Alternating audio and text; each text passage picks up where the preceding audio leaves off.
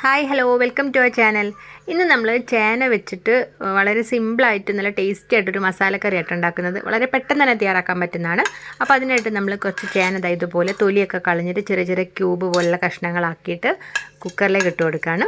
അതിൻ്റെ കൂടെ തന്നെ ഒരു സവാളയുടെ പകുതി, അതുപോലെ ഒരു ചെറിയ തക്കാളി, ഒരു 4 പച്ചമുളക്, കുറച്ച് മാത്രം വെളുത്തുള്ളി, കുറച്ച് കറിവേപ്പില, ഇത്രയും നമ്മളിതിലേക്ക് ഇട്ട് കൊടുത്തിട്ടുണ്ട്.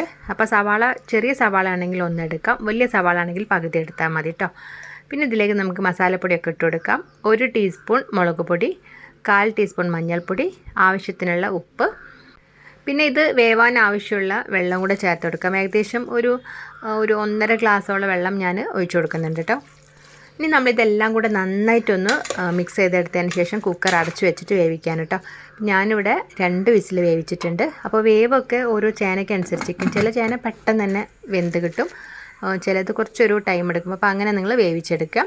അപ്പോൾ ആ ഒരു സമയത്തേക്ക് നമുക്കിതിലേക്ക് വേറൊരു ഇൻഗ്രീഡിയൻറ്റ് തയ്യാറാക്കാനുണ്ട്. അപ്പോൾ അതിനായിട്ട് നമ്മളതൊരു ബൗളിലേക്ക് 2 സ്പൂണ് അരിപ്പൊടിയാണ് എടുത്തിട്ടുള്ളത്.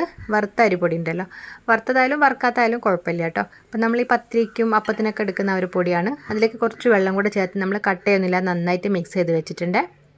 ഇപ്പം നമ്മൾ 2 വിസിലൊക്കെ കഴിഞ്ഞിട്ട് നമ്മൾ കുക്കറൊക്കെ തുറന്ന് നോക്കിയപ്പോൾ ചേന വെന്തിട്ടുണ്ട്, പക്ഷേ ഇങ്ങനെ ഉടഞ്ഞ് തുടങ്ങിയിട്ടില്ല കേട്ടോ. അപ്പോൾ നമ്മൾ കുറച്ച് സമയം ഒന്നിങ്ങനെ തുറന്ന് വെച്ചിട്ടൊന്ന് തിളപ്പിച്ചെടുക്കുകയാണ്. അപ്പോൾ അതൊന്ന് ചെറുതായിട്ടൊന്ന് വെന്തോളും. ഇപ്പം നമ്മൾ ചേനയൊക്കെ നന്നായിട്ടൊന്നിങ്ങനെ വെന്തിട്ടുണ്ട്. അപ്പോൾ കുറേശ്ശെയൊക്കെ ഞാനിങ്ങനെ ഉടച്ച് വെച്ചിട്ടുണ്ട് കേട്ടോ. അപ്പോഴാണ് നല്ലൊരു ടേസ്റ്റ് ഉണ്ടാവുക. അപ്പോൾ വെള്ളമൊക്കെ ഇപ്പോൾ തീരെയില്ല, നമ്മൾ ഉടച്ച സമയത്ത് കുറച്ച് കട്ടി കൂടിയിട്ടുണ്ട്. അപ്പോൾ ഞാനിതിലേക്ക് ഒരു 1/2 ഗ്ലാസും കൂടെ വെള്ളം ഒഴിച്ചു കൊടുക്കുന്നുണ്ട്. എന്നിട്ട് നമ്മൾ നന്നായിട്ട് മിക്സ് ചെയ്തെടുക്കുകയാണ്. പിന്നെ ഇതിലേക്ക് നമ്മൾ നേരത്തെ മിക്സ് ചെയ്ത് വെച്ചിട്ടുണ്ടായിരുന്ന അരിപ്പൊടിയും വെള്ളം കൂടെ ഉണ്ടായിരുന്നില്ല, അപ്പോൾ അതും കൂടെ ഒന്ന് ചേർത്ത് കൊടുക്കുകയാണ് കേട്ടോ. ഇനി നമ്മളിതെല്ലാം കൂടെ നന്നായിട്ടൊന്ന് മിക്സ് ചെയ്തിട്ട് തിളപ്പിച്ചെടുക്കുകയാണ്. അപ്പോൾ ആ ഒരു അരിപ്പൊടിയൊക്കെ ഇങ്ങനെ കുക്കാകുന്ന സമയത്ത് കറിക്ക് നല്ലൊരു കട്ടിയും നല്ലൊരു ടേസ്റ്റൊക്കെ ഉണ്ടാവും.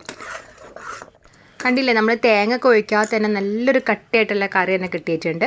ഇനിയിപ്പോൾ നമുക്കിത് കുറച്ച് താളിച്ചും കൂടെ ഒഴിച്ചു കൊടുക്കാം. അപ്പോൾ അതിനായിട്ട് ഞാനൊരു പാനിലേക്ക് 2 ടേബിൾ സ്പൂൺ വെളിച്ചെണ്ണയായിട്ട് ഒഴിച്ചു കൊടുക്കുന്നത്. അപ്പോൾ നമ്മൾ വഴറ്റിയിട്ടൊന്നുമല്ലല്ലോ വെച്ചാൽ, അതുകൊണ്ട് തന്നെ 2 ടേബിൾ സ്പൂൺ വെളിച്ചെണ്ണ ഒഴിച്ചു കൊടുക്കാം. എന്നിട്ട് നമ്മൾ അതിലേക്ക് കുറച്ച് കടുക് ഇട്ട് പൊട്ടിയതിന് ശേഷം ഒരു 3-4 വെളുത്തുള്ളി നമ്മൾ ചതച്ചിട്ടൊന്ന് ചേർത്ത് കൊടുക്കുകയാണ് കേട്ടോ. വെളുത്തുള്ളിയുടെ പേസ്റ്റ് ചേർക്കണ്ട, ചതച്ച് തന്നെ ചേർത്ത് കൊടുക്കുക. എന്നിട്ട് ആ ഒരു വെളിച്ചെണ്ണ നന്നായിട്ടൊന്ന് മൂപ്പിച്ചെടുക്കുക.